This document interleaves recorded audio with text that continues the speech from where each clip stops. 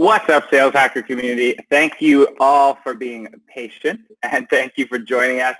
Welcome to another Sales Hacker webinar. My name is Scott Barker, Head of Partnerships at Sales Hacker, and we're joined by some heavy hitters today. It's going to be a good one, and the topic is the top 4 trends disrupting sales in 2018. Now, before I introduce my 2 guests opposite me, I wanted to take care of just a few housekeeping matters. So this will be recorded, so it's available afterwards in case you need to jump off, you want to share it out with a colleague. And as you know, we do love our webinars to be super interactive. I know we all want it to be conversational, so please feel free to go to the chat feature, introduce yourself, name, title, company, size of your sales team. Our panelists want to hear from you. I definitely want to hear from you. And for this webinar, we'll be answering relevant questions throughout and have a little Q&A at the end as well, as long as we have time. So now that we have that out of the way, I would like to introduce our awesome guests. I am joined by Shika Bindra Vidyard and David Gerhardt from Drift. Shika, David, welcome. Thanks for joining us today. Thanks for having me. Thanks for having us. Yeah, we're lucky and we're pumped to have you. So, Shika, let's start with you. Quick background. So, Shika Bindra is a business development manager over at Vidyard, managing a team of 7 kick-ass outbound reps by day, and I hear you're a big Netflix binger by night. And as a former rep, you enjoy and understand the importance of using video in your day-to-day to help close new business. And now encourage your reps to continue thinking about how they can use video messaging in their own outreach, which is awesome. And last but definitely not least, and this is arguably the most important detail in your bio, Cardi B is also your spirit animal, which I love. I like it. That's the most and of course, we have David Gerhardt. So Dave is the VP of Marketing at Drift and the host of the Seeking Wisdom podcast as well, and is also the mastermind behind one of the craziest LinkedIn takeovers that I have ever seen, for sure. So welcome, Dave. That was super impressive. Still not sure how you guys pulled that off, but maybe that'll be another webinar. I am actually going to do a webinar on that. You just spoiled it, but it's okay because you have to come to the webinar to see it. So thanks for having me. Sorry I didn't wear my suit today. We got about a foot of snow here in Boston, but I'm excited to be here. So yeah, awesome, perfect. So yeah, without further ado, let's just dive right into it. We have some big questions that we're tackling today. So I think it's best if we just kind of dive right into it. And I'll kick us off with, this is the first question, and it's a big one to tackle. How do you both think AI is going to change sales? And then what are some examples of how sales teams are using AI? Let's start. Shika, do you want to kick us off? Yeah, for sure. So even when I was a rep, when I started off at Vidyard as an SDR, it was always astonishing to me how much we didn't use technology to do a lot of the day-to-day jobs that we were doing, and how much that I think about it now is the heart of AI and just our sales process itself. Having tools like Drift, for example, being able to answer our customers' questions any time of the day, 7 days a week, 65 days of the year, it really helps with their customer experience and journey right off the bat, because we know the changing face of sales is customers want information, they want it right away, and they want it now. So using things like AI, using Drift and chatbots itself, just to be able to address those customers right away has been crucial, because if a customer can't find what they need, they'll go to your competitor, and they can easily go to your competitor with the day and age of technology now. They'll quickly do a Google search and find who your top competitor is and get the information that they need and make the decisions they need before even talking to a sales rep. So that's the biggest thing that I've seen in the change and shift of communication with our customers, and ultimately even being able to have information readily available while you're in the deal cycle has been crucial. So having different tools like for AI to be able to provide you the information that you need when you have a call going on and a competitor is brought up and you're not fully armed with all the equipment you need, or all the information you need, being able to quickly search up in your system of record or any tools like Guru, for example, being able to pull up the information to help you actively combat any competitors that come up, any objections, things like that, has been some of the biggest shifts that I've seen so far just in the world of sales. Definitely. Yeah. The buyer is definitely much more informed than it ever has been before. So leveraging that AI to kind of give you, to even the playing field a little bit, right? Because they're coming in with so much more information than, they would have maybe 5, 6 years ago. Dave, what are your thoughts on this? Yeah, I mean, this is one that we could do a whole, like, this could be its own webinar, because I think there's so many, like, and Chica's totally right about a lot of that, and I think there's so many things we could unpack, but, I actually think, like, so there's kind of two different ways that we think about it. One of them is, like, it's kind of ridiculous, like, okay, you just said it, Scott, you talked about the buyer. I hate when people say the buyer, because it's you and me, it's us, right? And so I think, like, the biggest thing that gets me going about sales and marketing today is that something happens when we all go into our jobs, and I become Dave the marketer, or Shika the salesperson, right? Or Scott, and, like, we just start doing all the things that we don't like. And so we don't answer cold calls, we don't answer cold emails, we don't fill out forms, but then we go to our jobs from 9 to 5, and that's what we rely on. And so I think, to me, that's, like, the bigger thing. It's not so much about AI, but that is where AI comes in, because, like, technology has gotten so good that you don't have to ask the questions that you used to have to ask, right? You used to have to ask, well, what is your name? What is your title?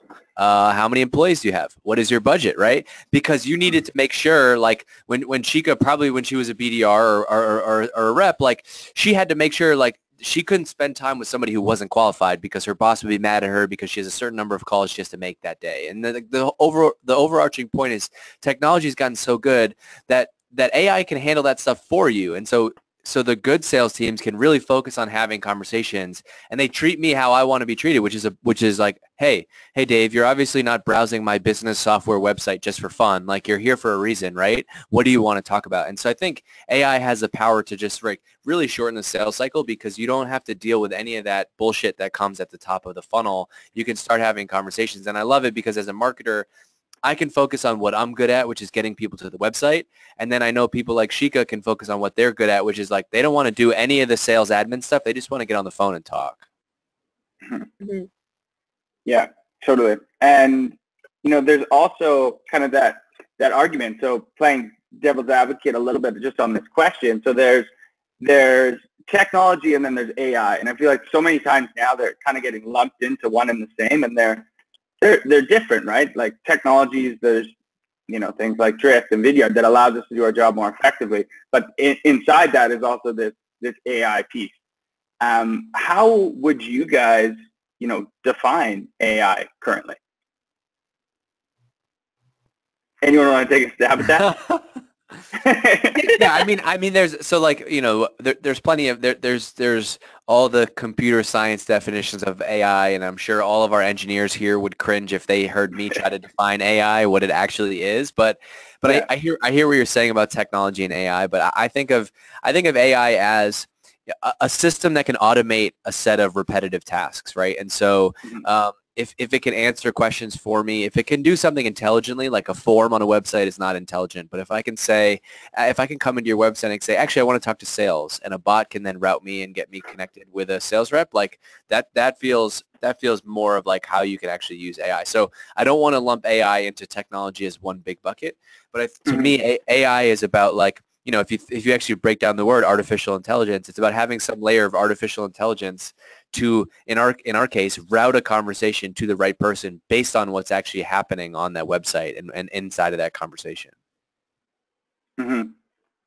Absolutely. I think that's a great way of defining it in our sales and marketing kind of layman terms. I'm with you. None of us are engineers here, but look, and the other thing is, like, who cares? Like, a customer doesn't care, a sales rep doesn't care. They don't care if it's AI. They don't care if I called it a widget, a bot, or whatever. They just want to get an answer. And so it's less about the term, and it's more about, like, can you use something that's going to provide an amazing customer experience because that's what people expect today. Before we bought Vidyard at Drift, like we just became a customer of theirs, I knew everything that we needed to know. I knew exactly the pricing. I knew exactly how they operate. And so to think that I would have to go through some like linear funnel in order to buy from them, I think that's where AI can be the most powerful, is like they know I'm Drift. They know I'm in this industry. They have answers to my questions, and that's without ever having to talk to a real person. Mm-hmm. That's a good one, maybe to build off. I'm sure you both, are buyers as well as, on the sales and marketing side.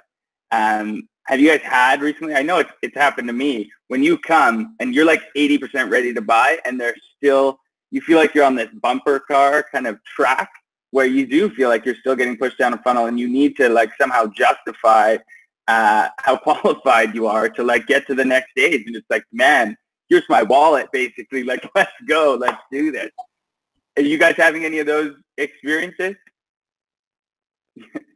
Oh, yeah. I had one recently, and I tweeted about this because I got mad. Is I got on a demo, and the first question was like, Dave, what are your goals?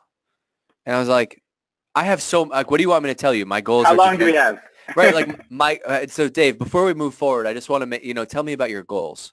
Well, my goals are to generate millions of revenue in this year for marketing from Drift, right? Like, and is that going to help? Is that going to help? And so, like, I think that's crazy. Like, I just want people to actually talk to me like a person. So, like, look, I would be like, hey, so Dave, like, why are you on this call? Like, you're busy, right? You got a bunch of things going on. Like, why did you take the time out to actually get a demo?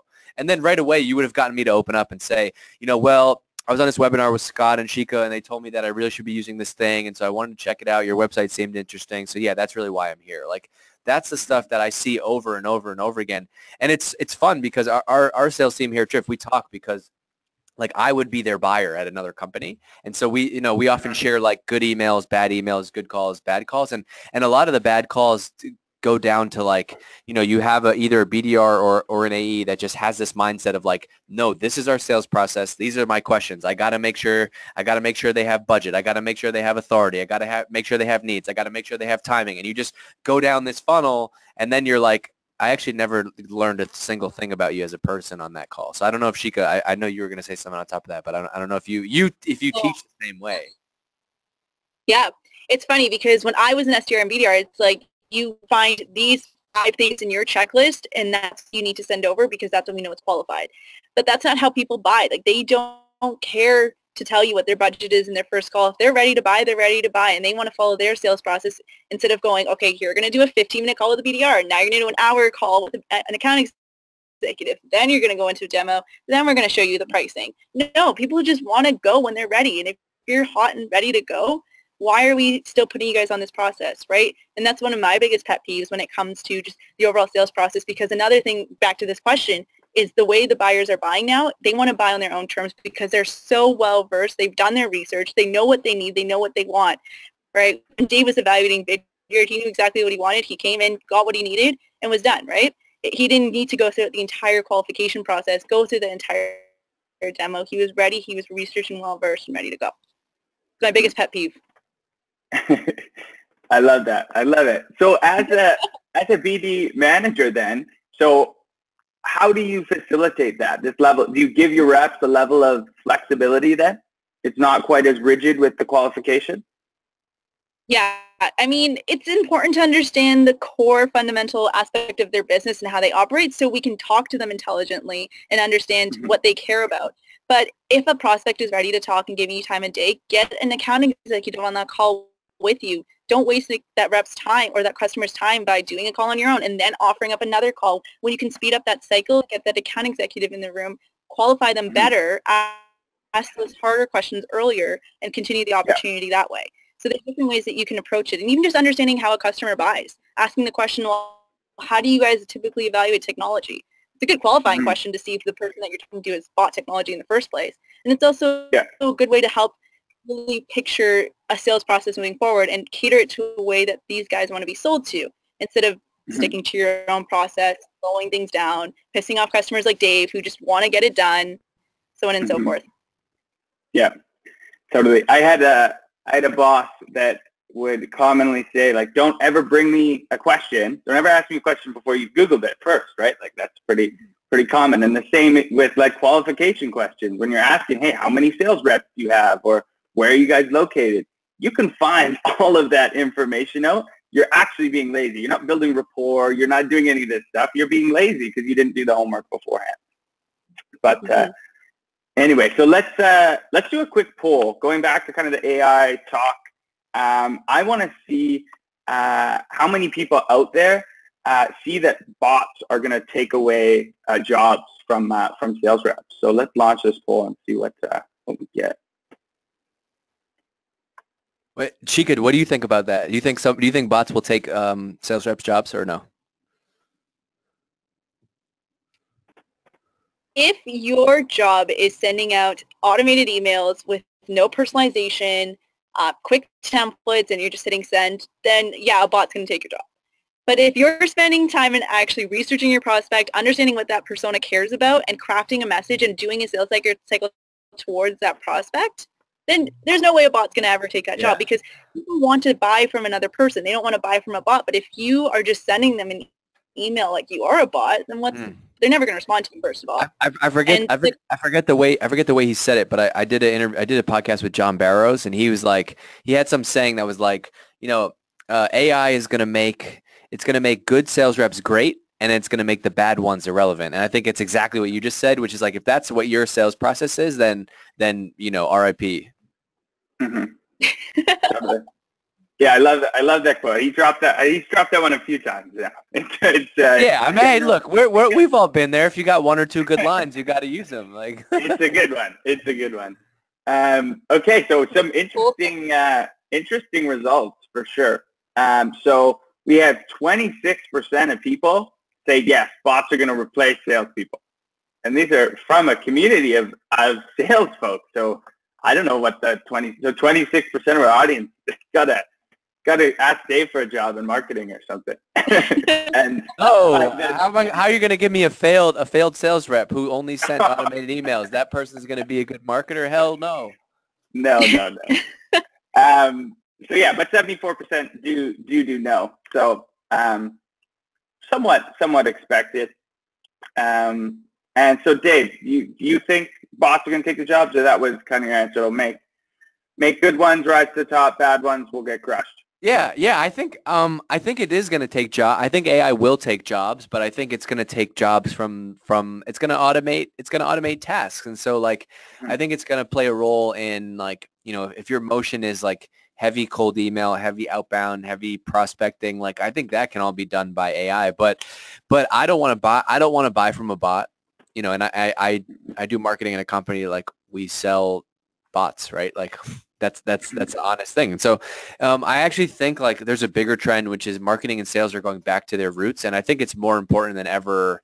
I really want to talk to somebody that I trust in the buying process. And so, you know, as much as, like, that's why I think there's some other disconnects too in a bunch of sales models where, you know, if you have a BDR who's fresh out of school, cold prospecting a CMO who has 30 years of experience, like, what's that person going to tell that, you know, that CMO about marketing, for example? So I think there's a bunch of disconnects in that model.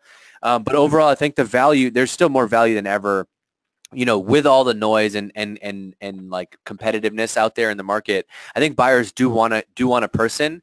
They do want to talk to a salesperson. I think the just biggest change is the mentality of the sales rep has to change from being like the hard sell to more of the tour guide. Like, hey, you know what, Dave? Like, I totally understand where you're coming from. I'm sure you're using these two other things. Let me actually show you. And you're basically presented with more options than, you know, somebody just dragging you through their BANT process or their Sandler funnel or whatever it is, right? Yeah, absolutely. So it's funny because you can tell what teams get the Sandler training done because, it's so cookie cutter, right? And you can definitely pick up those upfront contracts. You can definitely pick up the radius, like, on a scale of 1 to 10, how interested are you in what I just showed you? Like, it's so obvious, right? But you're not talking to the person like a human. You're not talking to them like you would if you were in person, right? And presenting something of value to them. If you were just that human-to-human seller, it's just not the same. Yeah, I mean, there's that whole line of questioning, like, which is like basically a trap. Like, and Chika, if I told you I could double your conversion rate by 40%, that'd be a good thing, right? And you're like, yes. Well, okay, now you've said, like, that's just, to me, I don't know who buys that way. I cringe when I hear reps selling that way, so I totally hear you. Mm-hmm. Totally. All right, let's take a question from the audience. We got some good questions here. And this is from John McKee. And John says, with all the rapid changes in the sales profession and technology, I'm recognizing a need to adopt a progressive mindset, for sure, versus adopting the latest strategy/approach. The true success comes from being the first to innovate and the first to innovate again once a new strategy is saturated. I would agree, John. With that being said, what do you think the adoption curve and the life cycle of these new strategies will be in terms of AI and video marketing?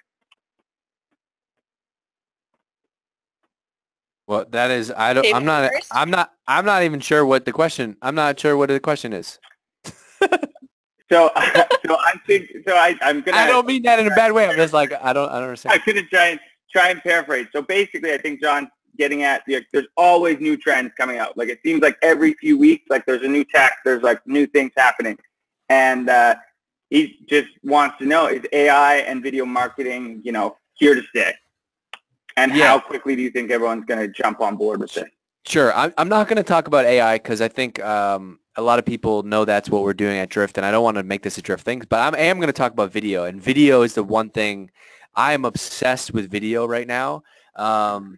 If I was selling, actually, I've been using video a ton in marketing. Like I do a ton of outreach too in my role in marketing, which is can be similar to sales sometimes if I don't have a quota and there's no hard ask. So I've been using video a ton because it's quicker than writing an email and it's much more personal. And so right now I'm trying to recruit speakers for our annual conference, which is called Hypergrowth in September, and reaching out to some big name people. And I've had a hard time writing the email because these are people who don't know us. They don't know what the hell our conference is. They're not in our world.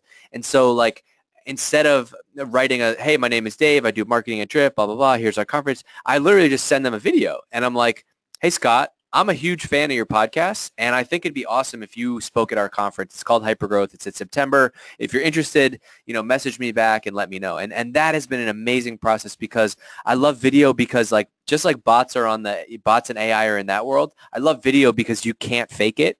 It has to be real and it has to be authentic. And so, anybody can automate an email, but when I email you with a video from myself, either you're going to like me or you're not going to like me. And so I think it's real, it's authentic. I'm super bullish on video. I mean, it's obviously why we use Vidyard, but not even to plug them separate as a side. Like we use video internally a ton here at Drift. Like I share videos with my marketing team, all day. Like I'll get off this webinar and say, hey, webinar with Vidyard was awesome. We had a couple ideas that came up, 1, 2, 3. Would love it if we could go do these things. So I'm really bullish on video.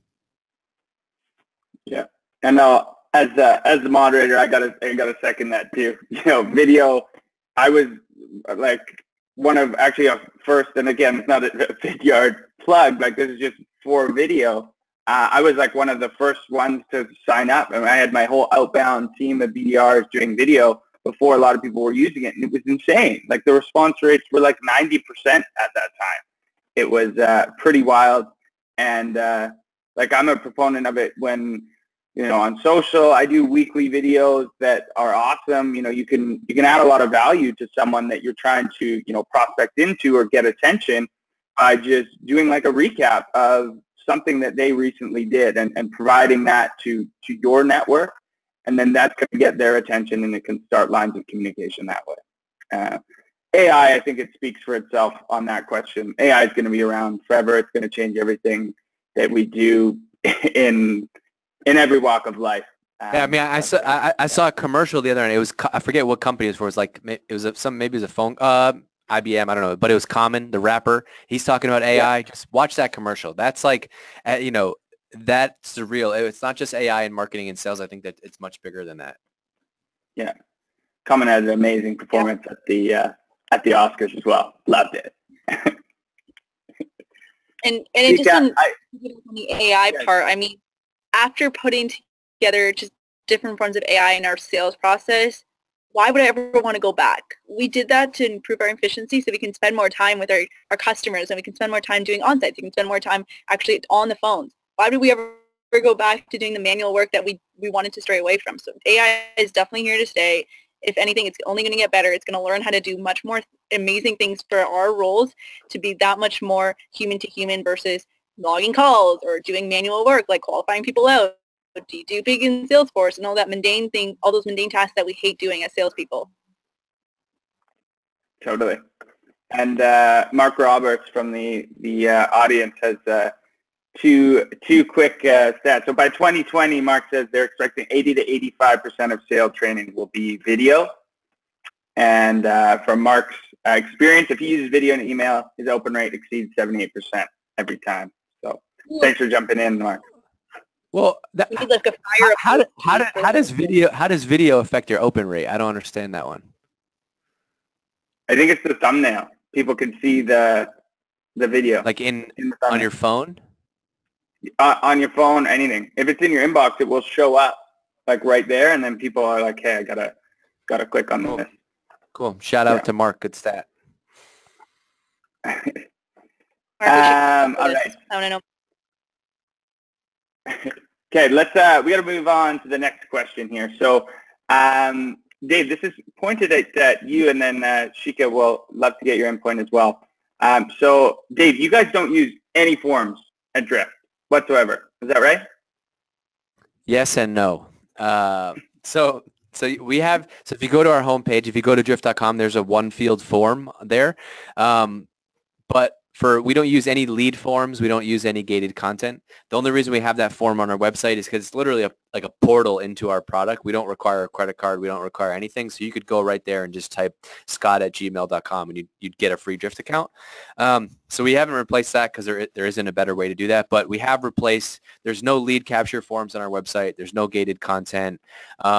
Probably actually 2 years ago this April was when we made the shift. Is we knew we were going to build a business around this whole idea of conversational marketing and real-time conversations. And so David, our CEO, gave me the challenge of I had to grow leads and grow and build demand gen and grow our business without using lead forms. And I wanted to jump out the window because there was no better way to do it at the time. And so we initially made the decision because we knew we were going to go all in on conversational marketing, and that's what our business was going to be around. And so we couldn't be out there telling other people how to do it, but then using gated content and lead forms on our site. So we made the switch, and we just use, we're entirely powered through real-time messaging and conversations. So whether you want to register for a webinar, subscribe to our blog, learn more about additional posts, we just use Drift for all of that stuff. And bigger than that, I think that question came up because like a lot of people see Drift and they see no forms, and we talk about that as it's a way to get to start conversations and get people paying attention to something, which is, it's just questioning. I think marketers and salespeople we get in this habit of just doing the same old things because that's how everybody else has done them.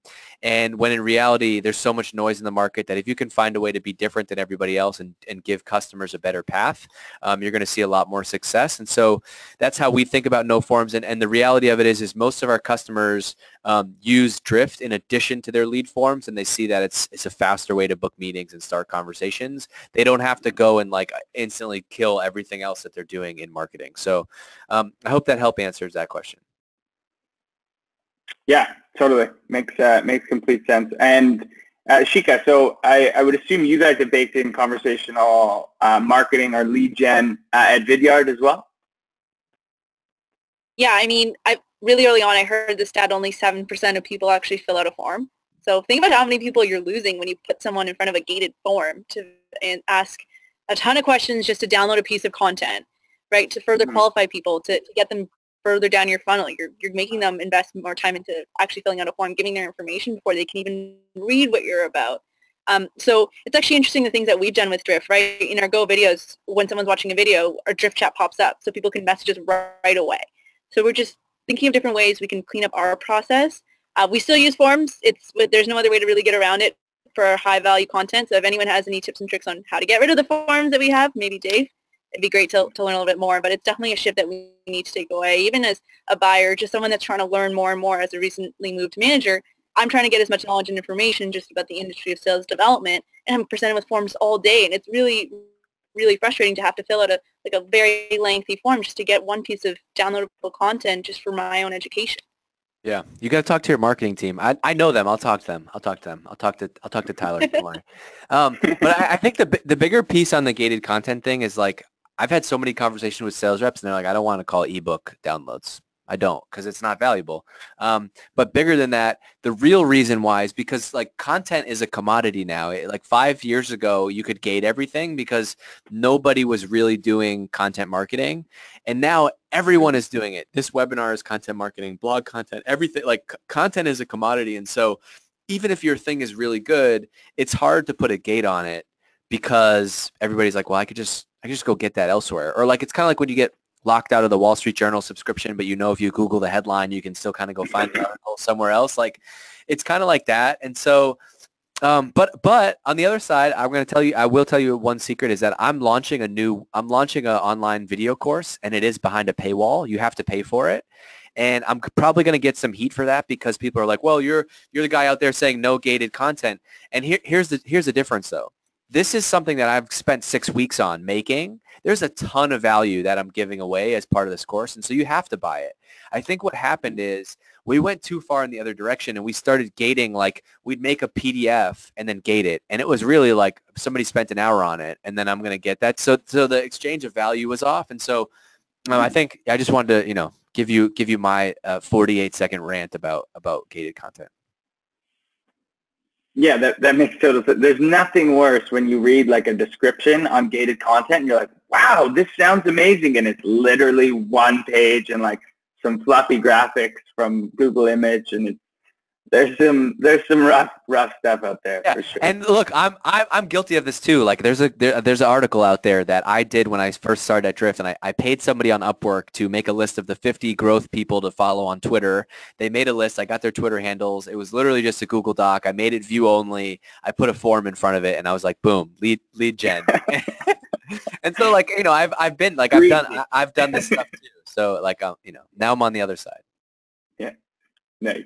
Awesome. Okay, so next we're going to jump into the next question, but I want to do another poll before we do it because I think this is a really interesting question. I'm excited to see the response. So we're going to jump into how do you think the sales process is changing, but before that, I'm going to do a quick poll on have you responded to cold outreach in the last month? Excited to see what kind of answers we get. Any guesses? No, give me the results of this. It's tough because this there's a lot of salespeople in the audience, and so they're gonna say yes. They're gonna say yes. I don't know. I think I'm gonna say 31% say yes. Okay. So we are. Oh, look at that! Oh, look at that! My heart. So Come on. It changed dramatically. So when I first put it, we were like right around like 75% were no. And then, Dave, I think you might have influenced the decision. No, that's not true. There's no way. So that's so 45% say yes, 55% say no. I would have guessed somewhere around there. Shika, how do you feel about that? So that means 55% of the people that your team is reaching out to, cold anyway, won't respond. So interesting, because they're probably doing the same thing. It's heartbreaking, but it's true. And I mean, I probably answer no to that question too, because I see some emails that I get, and I can clearly tell it's a template, or it's just not even relevant to what I'm doing, right? I get emails about how to become a better software developer, and I'm like, do you even know what I do here? And it's crazy because these are the emails that everyone's getting. So how do you stand out as a BDR who actually has value to provide to this person? You know their persona, you've done your research, and you're actually have a solution that could help them because you've seen a problem or you see a gain that they have. But you're standing out amongst, hey, you're a CMO. Do you want to take this course on project management, or do you want to take this course on how to learn like C++? What? Why? So to me, it's earth-shattering to see something like that, managing a team of BDRs who all day are hustling really hard, using personalization in their outreach, recording videos all day, sitting by the windows, writing personalized whiteboards for their prospects, writing scripts that follow our personas, and also researching them to really drill down and find what this person cares about. And this is what we're competing against. Dave, what about you? Have you opened and responded to an email lately? or cold outreach? Yeah, I have, and everybody like, well, I love sharing this stuff with our sales team because everybody wants to know the secret, and unfortunately, there is no secret. The emails that I've responded to, I always respond to emails that actually hit on a pain, and so I don't know if somebody got lucky, if they did their research. I mean, I have so much content out there between like our videos, our podcasts, our blog. Like I post a ton on LinkedIn, so like, if you were really a sales rep trying to sell something to Drift, especially in the marketing world, like it'd be pretty easy to know what I'm thinking about. And I think those people did their homework, right? And they did their jobs. And so I think I don't think I've ever responded. Maybe they tricked me, but I don't think I've responded to automated stuff. And I know it's automated because usually it happens 3 or 4 times. The really good emails, I never get like the just following up. But yeah, I can think of 1 or 2 that I've responded to that were spot on with the pain. It was really short. It was to the point. It was like, you know, one example was, hey, I know you've been creating a ton of video content lately, but none of your videos have captions on them. We have a service that can do this. You simply upload it, blah, blah, blah. And I was like, okay, yeah, that's a great idea. I can take that. So I'm never going to take a call if it's not actually hitting on a pain. And so that's been the thing for me. It's I'm never interested in like the fun facts or the long email sequences. Mm-hmm. Yeah, I'd agree with you there that it definitely has to hit home a pain. And for me, because I'm so, have been involved in sales a long time, I obviously have a near and dear spot in my heart for these reps. So really all it takes for me is people hitting me up on multiple channels. Like if you send me a good email, you reach out to me, follow up on LinkedIn, and give me a call, I will usually give you the time of day. And it's shocking that I basically never do take meetings because that never happens, right? It truly doesn't. Someone will get a ton of cold emails, but it'll be one-off, whatever. Maybe they'll call me again in 2 weeks, but it's never like a consistent, like, hey, I want to talk to you because I can help you specifically. Yeah. And they make that known. Yeah. There was actually that's a great, I love that because there one example is sales rep had been emailing me for a while and I never responded. Then he commented on my LinkedIn video and he was like, awesome video with like an emoji. And then he left a review for our podcast and was like, love this podcast. Like, and there was never an ask on any of those things. And I'm like, who the hell is this guy? Why is he everywhere? And then we were in Atlanta last week and we did a workout we do like different things when we go to different cities. We did a workout at Barry's Boot Camp. He signed up for the workout. He showed up and it was awesome. And like, that was a great example, but I totally understand. Like I understand the sales rep's perspective on this, which is like, if your job, if you have to make X number of calls or hit some level of activity, it's going to be hard to personalize every single message. Like you'll never, it's a hard train of thought to like, if they personalize the emails to you, Scott, at that level and reach out to you on all those channels, it's kind of like, when are they going to get anything else done? So I get both sides of it. Yeah. Well, I think that's a great segue to our next question, which is how do you think the sales process is changing? Because I think that has to be one, not caring about vanity metrics anymore and saying you have to hit 50 dials for the sake of it because someone told us that's how you build a repeatable, scalable process. It just doesn't work anymore. Thoughts, Shika? How do you think the sales process is changing? How is it changing at Vidyard? So I just put in a cough drop. I apologize, guys. I'm not crying because this webinar is so awesome. I just have the webinar curse. Everyone gets sick before a webinar at Vidyard. But this relates back to when we first started and talked about customers want to buy the way that they buy. They can't follow your sales process all the time. Automation is key to get to the people that you need to faster and spend more time on more qualified people. And another important thing for me is just how can you spend less time doing mundane tasks and actually focusing on having meaningful conversations so you can spend more time finding the right people, talking to the right people, and getting them across to the account executives right away. Another thing is just more human-to-human interaction. So videos actually play, shameless plug, videos playing a big part in our sales process. I'm so sorry about my voice, guys, but videos played a big role in our sales process when it comes to just speeding things up, right? How can you get content in front of your customers and actually understand if they engaged with it? How can you get the information that they need quicker through something like video? How can you build a relationship faster without having to fly out to them every single time to do an on-site? But how can you really get to your prospect in a way that they actually can have a meaningful connection with you so you can have those human-to-human conversations? Those are just some of the things that I've seen that's changed.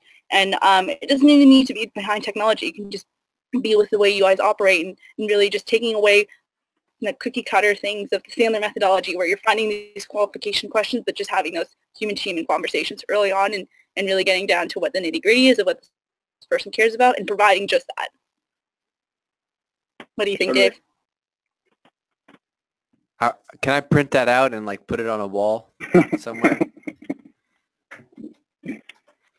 I love it. And so John McKee kind of wrapped that all up nicely, and he's saying, you know, it's kind of about quality over quantity now. I think we all, you know, got all these automation tools and all these data tools, and we're like, oh my God, look at what we can do now. Like, we're all powerful, and we just kind of ran with it way too hard and way too fast.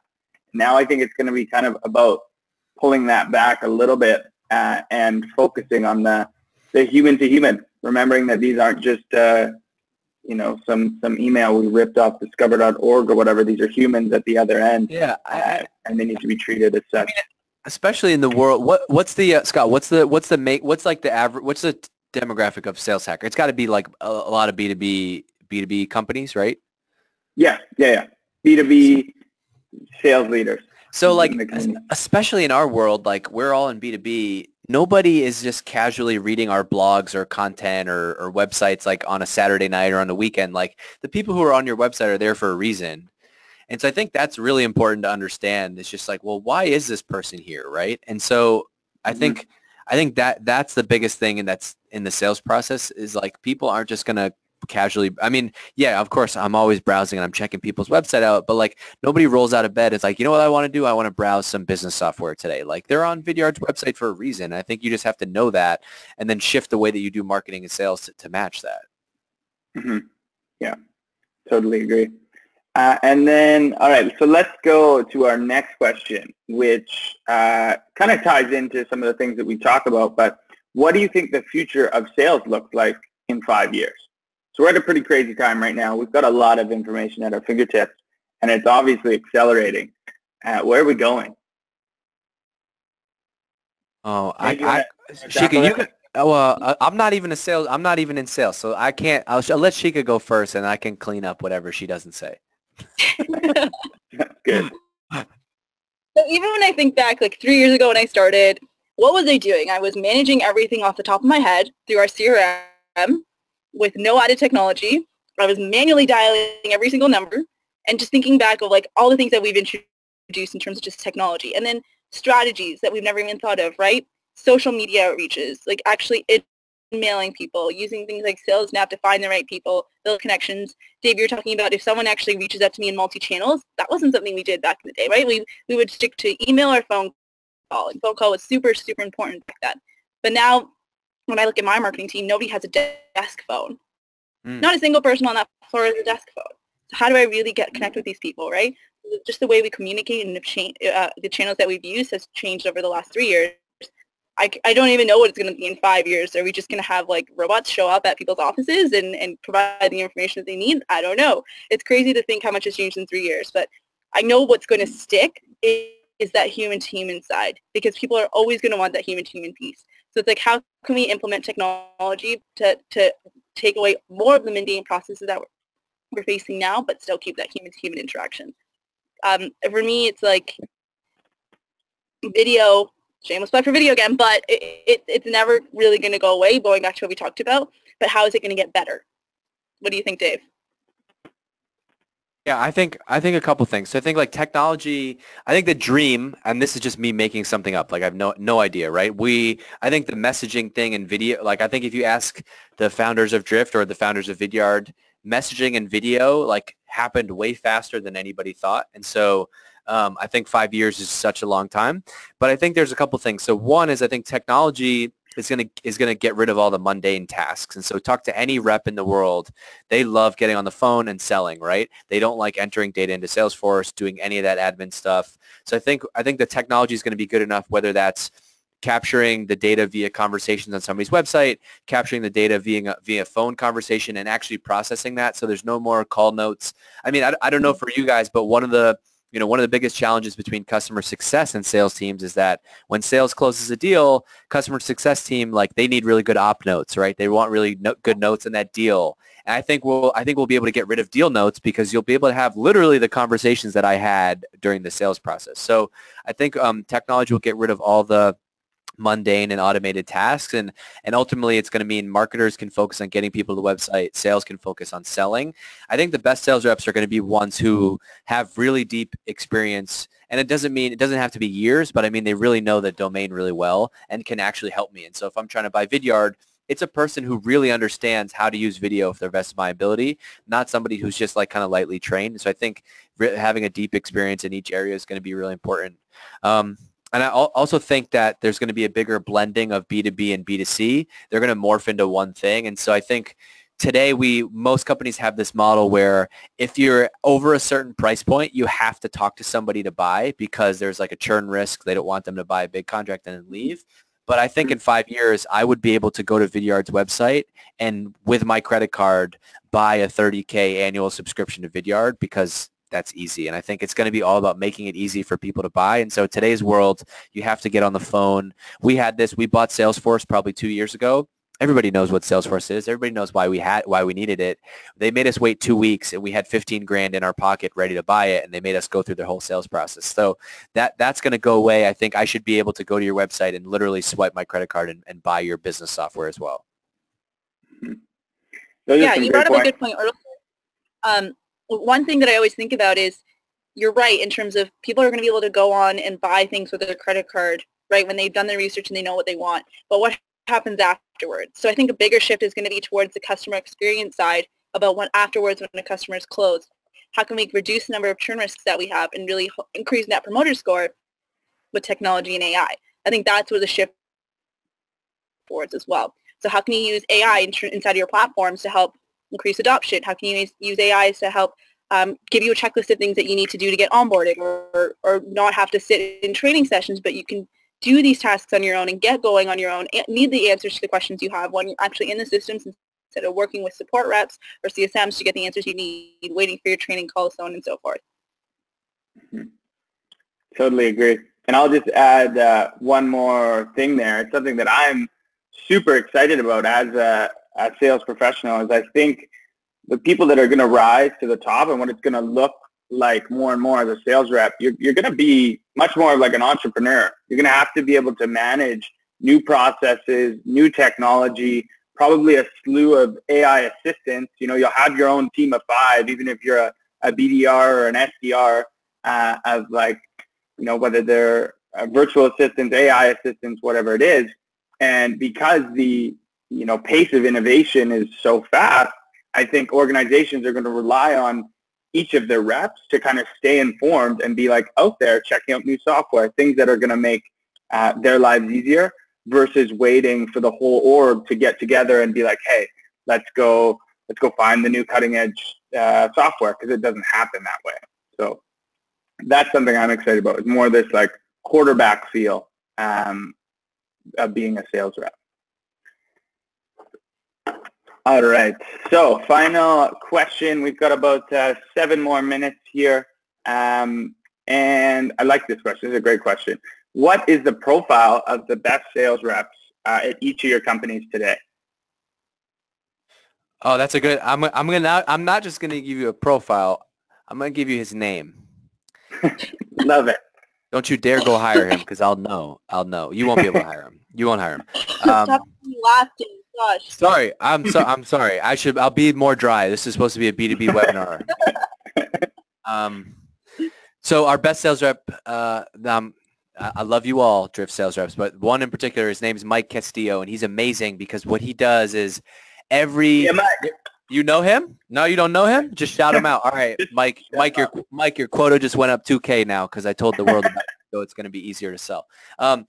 He's awesome because he's a real person. He's very conversational, and he has no process. He has questions that he wants you to answer, but he doesn't force you through it. He lets you talk. It's a real conversation, and I mean, listening to his calls is amazing because people are like, "Are you sure you're in sales? Like, you're really nice. This is great." And he does something where he asks everybody to have their camera, to do their, so we do all of our calls over Zoom. He asked them all to turn their camera on. And I love that. And I love that so much because it makes them see that he's a real person too. And so are they. And that really just levels the playing field. He's like, look, if I'm going to spend 30 minutes walking you through Drift, I want you to at least put your camera on, not because I'm trying to stalk you, but I like to see your facial expressions and have a conversation.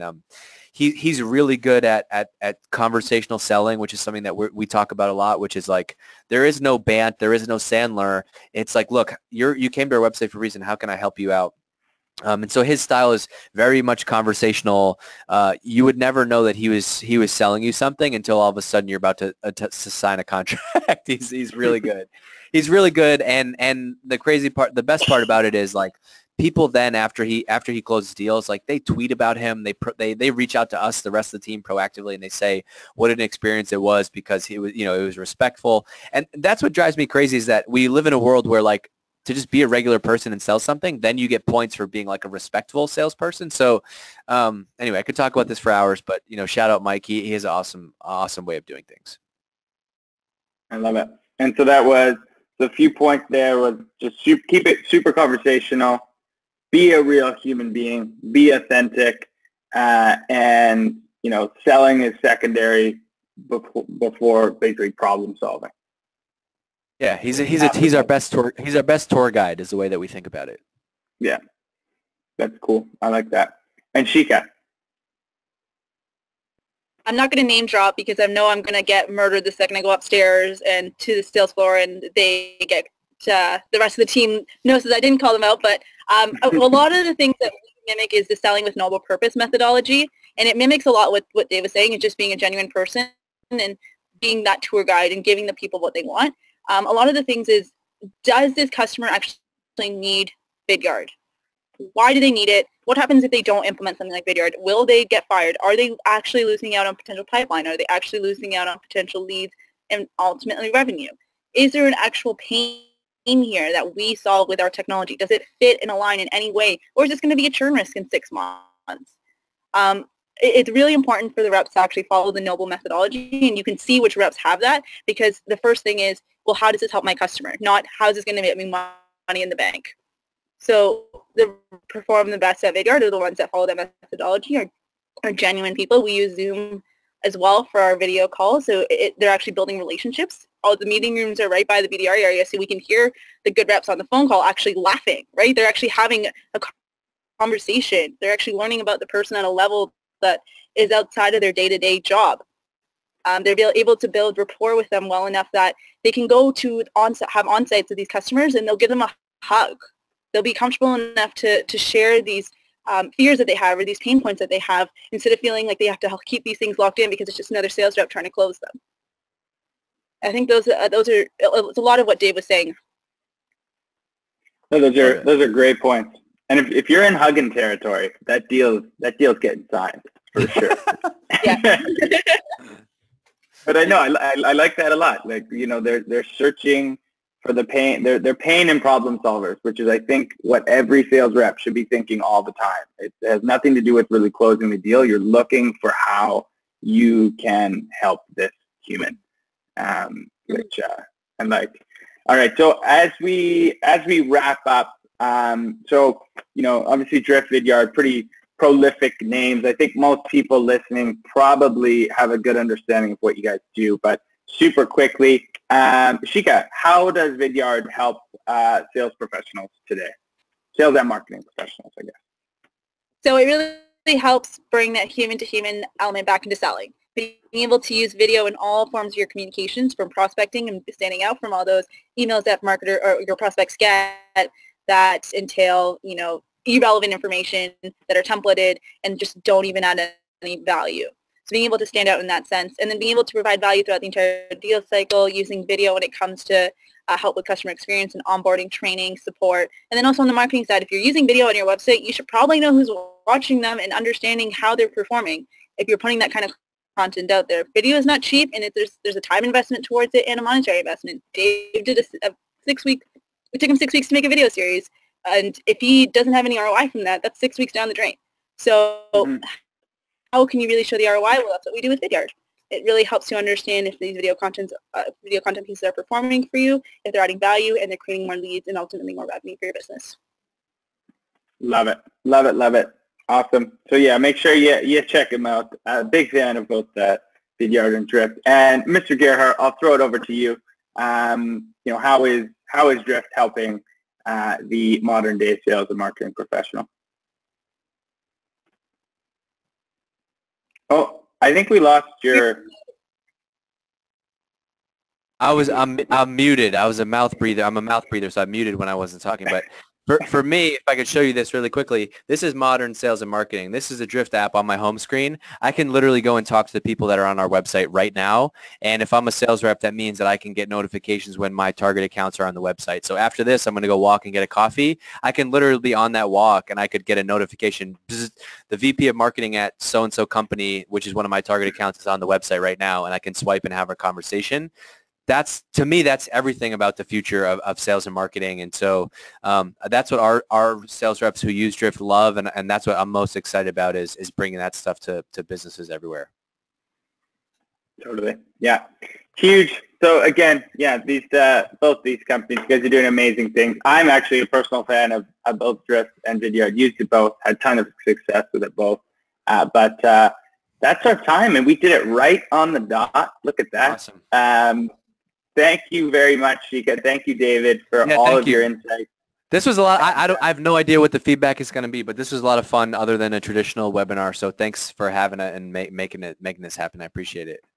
Yeah. No, we're so lucky to have you. All right. We'll see y'all later. All right. And thanks, audience, everyone, for joining us. You were great and engaged. And have a good week. See ya.